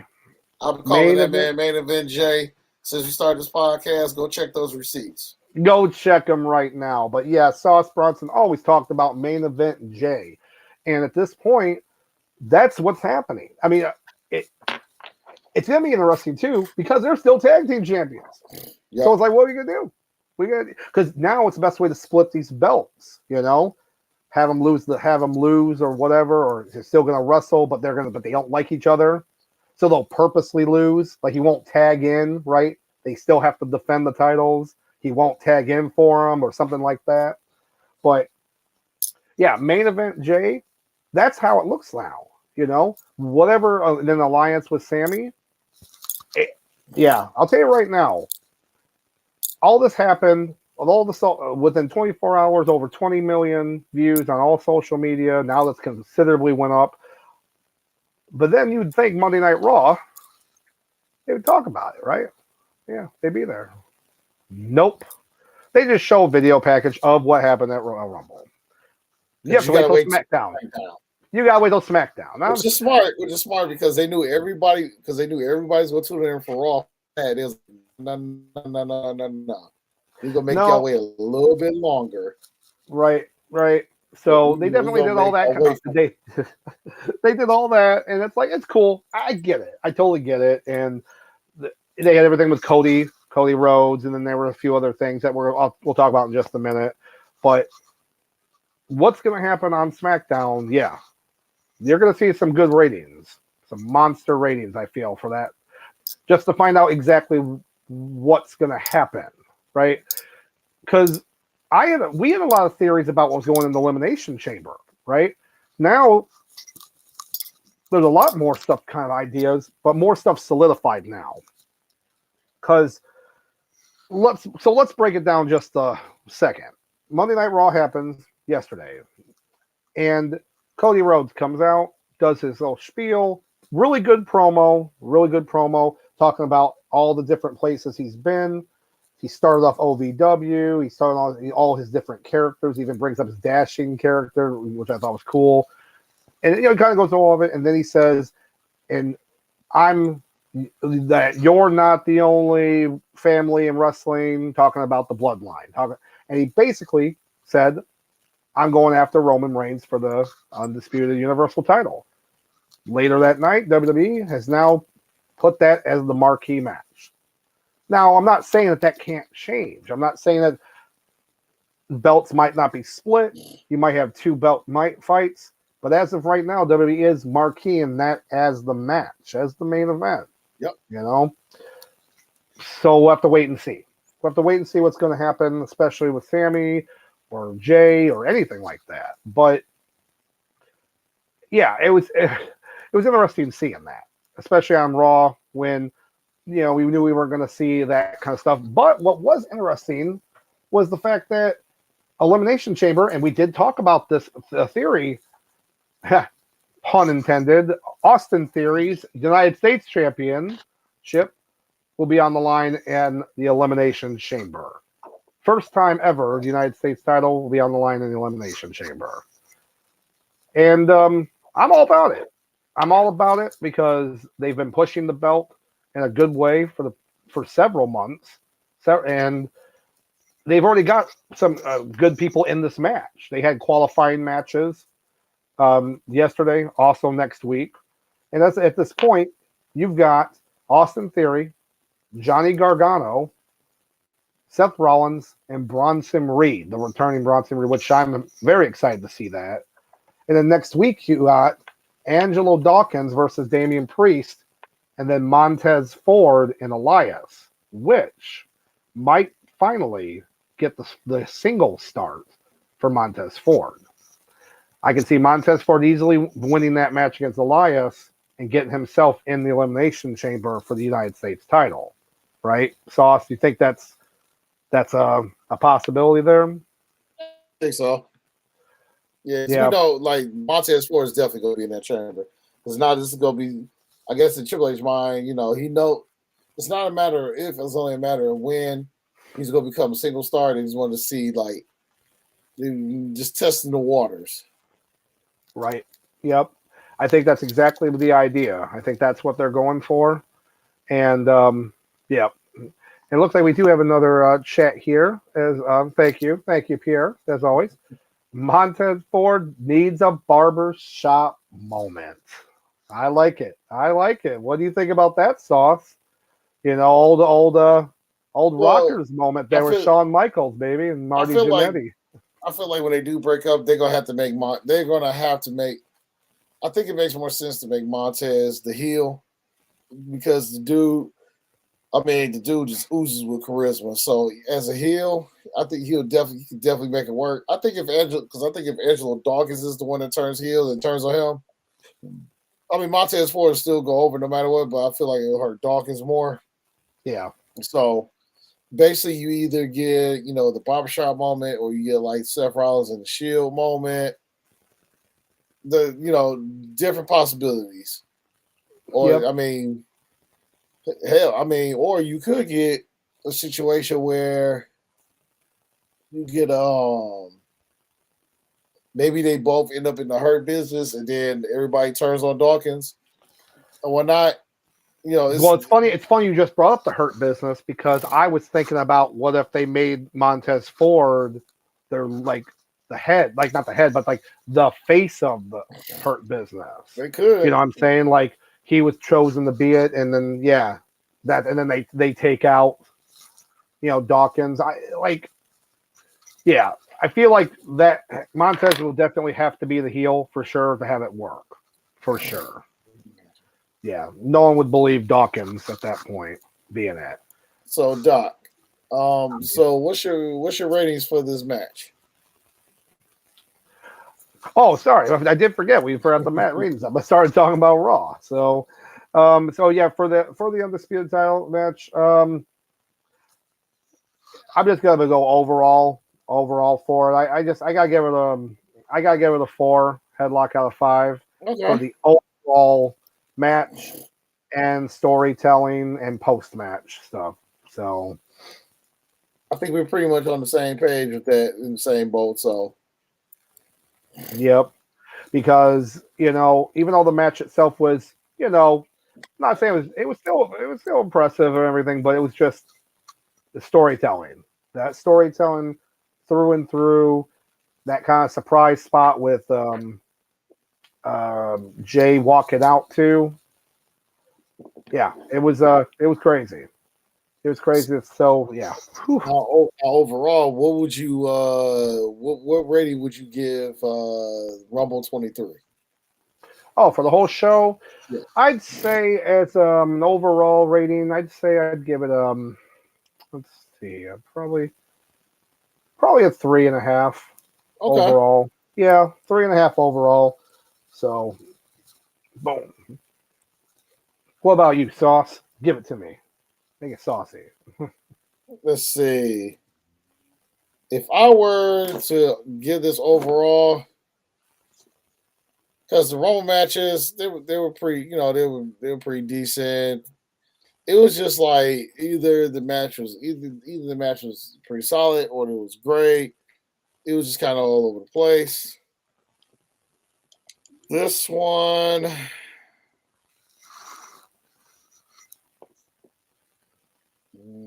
I'm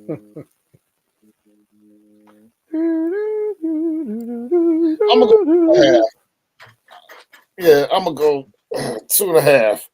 Only because the men's rumble was solid. I thought it was pretty solid. The women's, it was all right, but then the actually, I take that back. Hold on. I'm gonna go. Yeah, instead of 2.5, we're gonna go solid 3. All right. We pretend that the lights out match never happened. The Raw women, the Raw championship for me and the women's Rumble match was all right. The men's Rumble I thought was solid. The undisputed match for the championship for the men's was pretty solid. Like even if they would, so even if the whole Sammy thing would have never, even if the whole Sammy, angle post match would never happen, I still think it was a solid match overall. Yeah. Let's see, 4 headlocks. You suddenly have 3. Oh wait, hold on. So we got another comment from said 4 headlocks. So we're talking about championship. So you suddenly have 3 never before champs going over. Okay.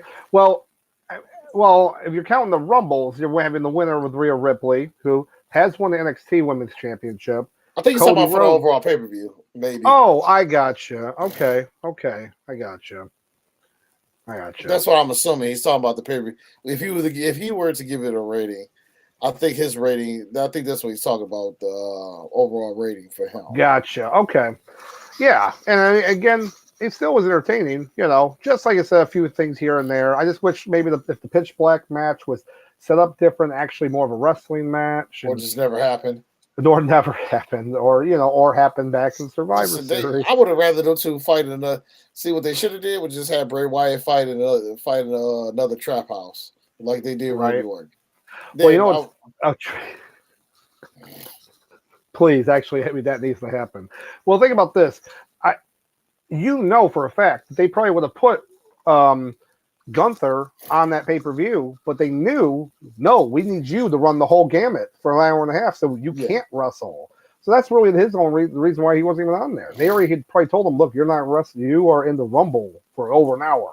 So I'm fine. I would rather have had him in the Rumble for the hour and 10 minutes. To give that pushes his stock up more than having just a match, against whoever at the Rumble. But yeah, it's interesting, but it's what it is. But let's say we got Pierre here again. I count Cody, Sammy, and Jey Uso developments are exciting, and they are, especially like I said with Jey Uso. Sammy was always still going to be hot, like they were expecting this to happen, this turn. But the Jey thing, they didn't, except for Sauce. Well, I mean, maybe not in this exact way. Maybe not this exact way, but listen, the whole bloodline really started with Jey, and it's going to end with Jey. It did, because, think about it. Like, all the promos they would talk about and how Roman would, forgive Sammy, they'd always show, Jey's face pissed off, like, you wanted to kill me for the same thing. Like, he got, and they would make sure to always show that. They would always show those spots. So yeah, main event Jey, baby. Listen, I've been preaching this gospel since we started this podcast. Absolutely. Oh man, but yeah. So I'll tell you, Friday Night SmackDown is definitely one to watch this Friday, because there'll be definitely some information going on there, and yeah. So again, pretty good pay-per-view, pretty good show. The start to the road of WrestleMania. Of course, we point to the sign. Get your powers. Get your Undertaker powers, as I always like to refer to them as. Yep. I'm pointing do I? I'm sorry. I'm just pointing to this random stuff here in my room. They're like, why are you pointing at me? My dog will be like, there you go. There. Right. I need to, I do. For my WrestleMania party this year, I will get a sign. I'll be able to sign we point at. I'll make a sign right there, and we all just have to have pictures of just looking like this. Whew, I can't wait for those back-to-back live streams. I know this time I'm going to have a pack of Halls with me, a pack of Ricola. Right. We'll have a little bit better setup as well. So I got some ideas, but we'll talk about it afterwards. We'll talk about it. A couple other small things that happened on Raw, though. Rhea Ripley confirmed that she is facing Charlotte Flair for the SmackDown Women's title, which is a nice nod to a rematch that happened 3 years ago, the WrestleMania of the first of the pandemic that was in the empty arena. She fought for the NXT title and lost, and Charlotte won in the opening match of WrestleMania. So this is it's a nice nod. She brought it up during her little promo. So that's now confirmed. And then, of course, they announced that they're doing the other Elimination Chamber match, besides the United States title, is the Women's Elimination Chamber to face Bianca Belair at WrestleMania. That kind of came out of nowhere. I mean, we talked about a number one contenders match, but it kind of okay, so we got this going on now. And so here's the people in it. So we have gosh, I can't remember. I'm all like trying to remember who was all in it right now. Oh, here I got it. I'm like, so yeah, right now they already got Raquel Rodriguez, Asuka, Liv Morgan, and Nikki Cross. And I think and this is why I think this is smart. Those four people, besides Rhea Ripley, were the last people in the Rumble, right? Nikki Cross was in there before, like with Asuka, like she was in the top four actually, and then you have Raquel Rodriguez. So to me, that's smart booking to do it that way. Like your last four people besides Rhea, who's already got the championship shot, and now there's two more spots. At SmackDown, they're doing a match, fatal four-way, Candice LeRae, Mia Yim, the returning Carmella, who came back at on Raw to have her little promo, and Piper Niven. And then they're probably going to have another match the week next week for the last spot. Right. A lot of the people were already irritated about like, why is Carmella get a spot? She hasn't been here. It's like she hasn't been here in 7 months. People know Carmella. People don't like Candice LeRae. You know. Why do people like Cody Rhodes? He ain't been here about 6 weeks. Why do people like why do people, it's just like if somebody's over and they're good, then of course, they're gonna get a little bump up. Yeah, I'd have to agree with that for sure. Now, would I like to see Piper Niven in that spot? Yeah, I think so.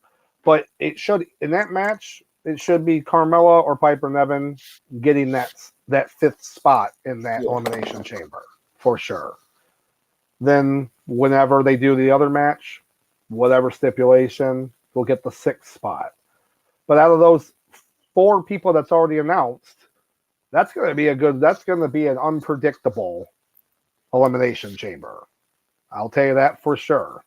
Because the winner goes on again to face Bianca Belair at WrestleMania. So you got like Raquel Rodriguez, who she has not faced at all, because you're talking about the merge, like the melding of the brands now. Yeah. Asuka, Liv Morgan hasn't really faced her. Nikki Cross, she's not really going to win, but it's going to be interesting to see. But so those are your two elimination chamber matches for the show.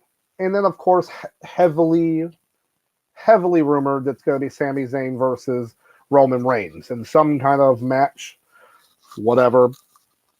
But we do not know that yet. We will probably find out this Friday, or we will find out next Friday.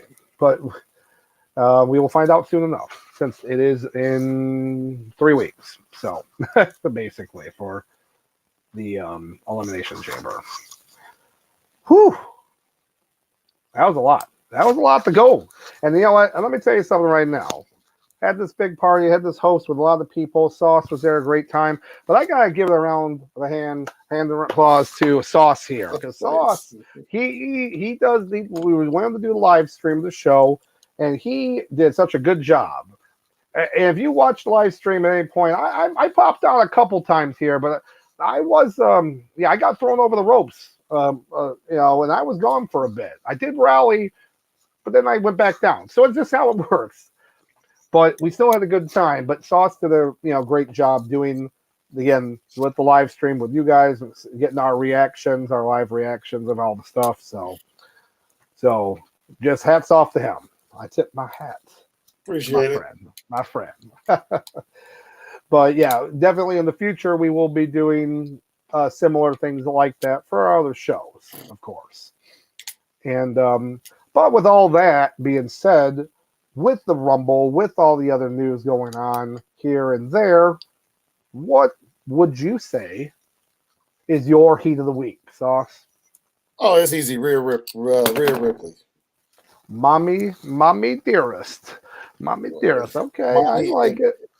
So for those who don't know, heat of the week. So normally, the wrestling terms when someone has heat on them, that means they're in the doghouse or whatever. But for us, because the podcast is called Nuclear Heat Wave, so we took a different spin on it. So yeah, when we say heat of the week, basically the person our little star or person of the week.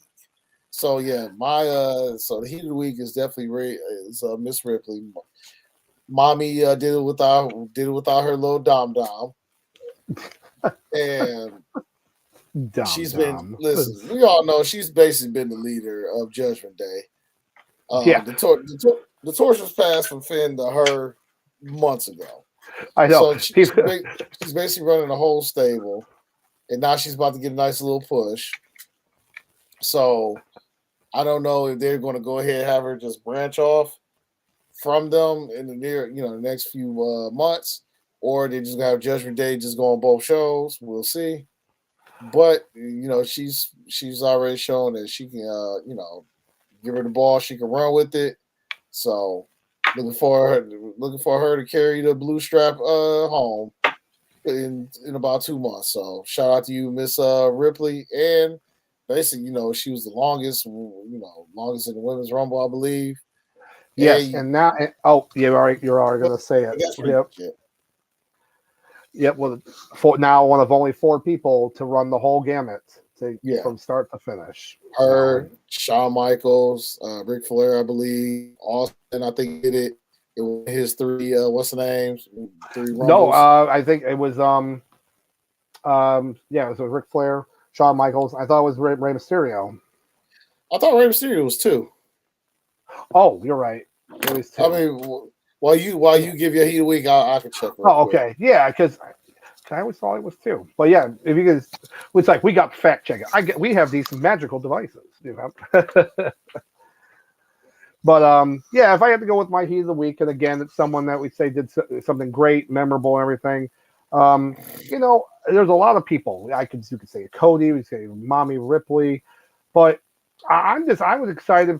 I was excited for Asuka. I'm not gonna lie. I was very happy to see Asuka with the gimmick that is now going to work for her and get her over. Fans were really behind it.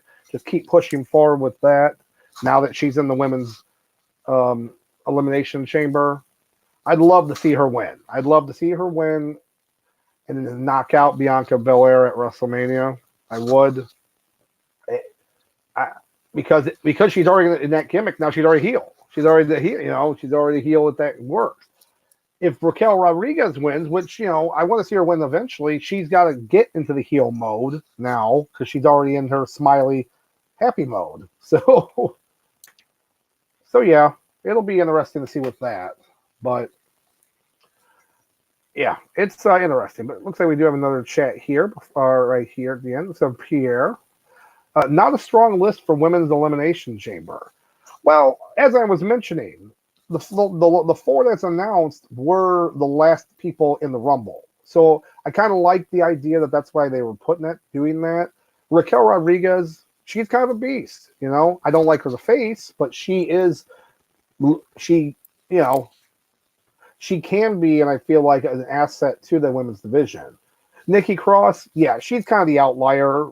She's fine or whatever, but not world title material. Liv Morgan, we already kind of talked about. She has been world champion. She proved herself. She can prove herself again. She'll be there to kind of keep it interesting. But to me, it's all about Asuka.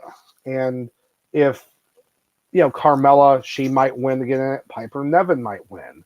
And then they'll have a choice for the 6th person to go in, which at this point, it could be Bailey. It could be Becky Lynch. It could be someone brand new. It could be anybody. But I think it'll be a good match. I think it will be a pretty good match. But you never know. I'll be rooting for Asuka though for that one. So you ready, Doc? Before you go to the next comment. Oh yeah. So yeah, Ray was number 2 in the 06 Rumble because Triple H was number 1. But gotcha. there are 4 people who won it. Shawn Michaels in 95, Canada Man in 2004, Edge 2021, and then Rhea 2 years later in 23. Gotcha. So right there, as Pierre said, Edge, boom, Edge. Right. Yeah. I don't know why. I don't know. I thought it was 2. Sometimes I always get those when they're 1 or when they're 2. I'll sometimes get that confused for a second. But yeah, Pierre, you got it, man. Good job. And looks like we do have another chat here from we got Christopher Roseborough. Nice, thank you for the chat here. I would love to see Piper Niven champion. You know what, I would too. I think I'm happy to see her back as her Piper Niven gimmick. I really am.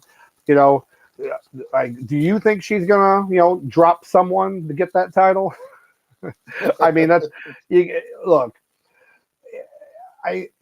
Her being in the Elimination Chamber, or have a chance to get in the Elimination Chamber, she still has to, win the match or whatever.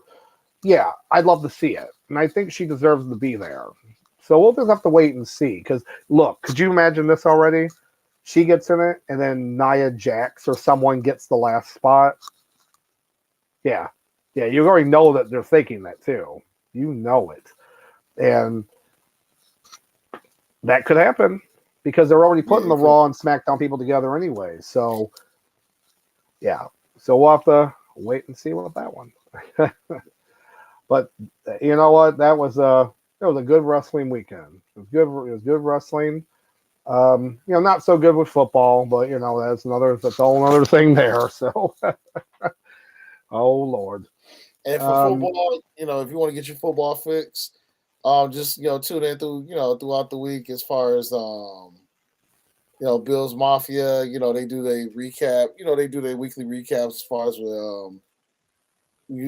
with football. Unfortunately, the Bills are no longer in playoff contention, so they won't do as much Bills stuff as far as that goes. But for all your football needs and fixes, there's various different personalities. The Mafia Sports Report throughout the week. So you just have to subscribe and just follow, and yeah, you'll be good to go. Yes, exactly. And I'm assuming too, especially with, whoever else is doing anything for football, after the Super Bowl is over, we do have the return of the XFL the week after the Super Bowl. Yes. So as Sauce here, as a lifetime Florida Vipers fan, I think it was Florida, Tampa Bay Vipers or whatever they were called. Difference. So they are a new team now. I'll have to get all the details for it, but I believe that team is now moved to Vegas, and they're the Vegas team. It's like the same team moved there, and then another team took over for like the Florida thing. But that Florida team is not the same brand. So guess what? You're a Vegas fan now. Yep. I I'm already wearing all black, so there we go. Oh gosh. But you don't have anything else, Sauce. You know what? It was a great time to talk with all of you guys, and we love the chat. So, like I said, it's just us talking about wrestling. We're going to be here anyways, and there was a lot to talk about anyways, which is always fun. But like I said, we're going to definitely talk about more in more of the weeks to come. Elimination Chamber is only in 3 weeks, and it's always good talk with you guys. And Pierre, thanks, guys. Thank you, because we love talking with you guys. So, but as always, I am Dr. Love, and of course, I can't do this without Sauce Bronson. So, right Appreciate here, you guys. Catch us every Tuesday at 8:30. Appreciate you guys for chit chatting with us. Two good wrestling lads from Michigan, just blabbing on about how much we like wrestling. And on that note, y'all be safe, y'all be well, and most importantly, be good.